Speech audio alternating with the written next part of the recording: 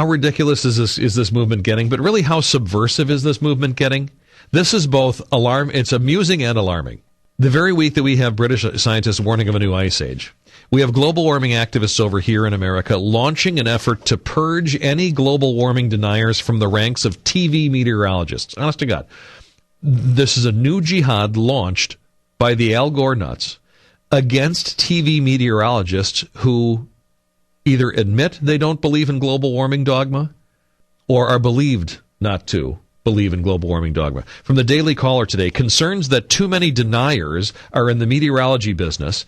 Global warming activists this month launched a campaign to recruit local weathermen to hop on board the alarmism bandwagon and expose those who are not fully convinced that the world is facing a man-made doom.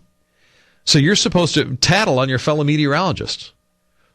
If Sally Severson doesn't believe in global warming, Mark Baden should turn her in if he does. And I don't know if either one of them do, but that's what they're asking here. The Forecast the Facts campaign. What this is a campaign to get every meteorologist on TV to be a global warming believer so that they then proselytize to the masses. They then include in their nightly weather forecasts global warming hooey. That's what this is about. The Forecast the Facts campaign is pushing for more of a focus on global warming in weather forecasts and is highlighting the many meteorologists who do not share their beliefs. So they want every meteorologist every night to be banging the global warming drum. That's how you're going to indoctrinate the people. That's how you're going to get people to believe this crap. Quote, this is the group from the group's website, Forecast the Facts.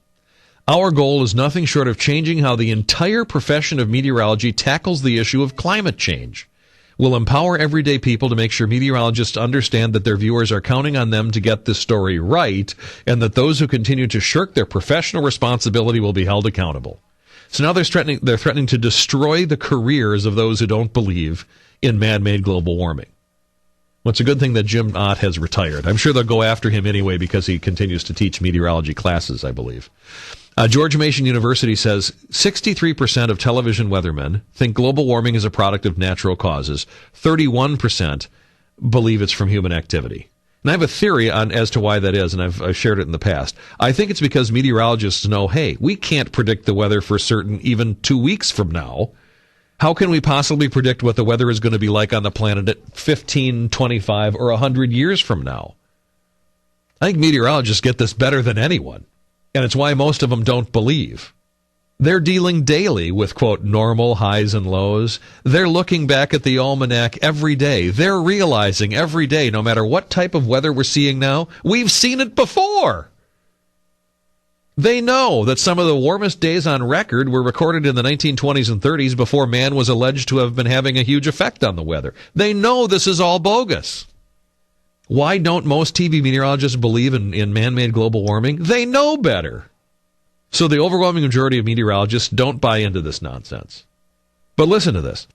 The Houston Chronicle noted that meteorologists mostly track short periods of weather, not long-term climate trends. Quote, you wouldn't ask your dentist about your gallbladder, so you shouldn't ask your local TV weatherman about climate change.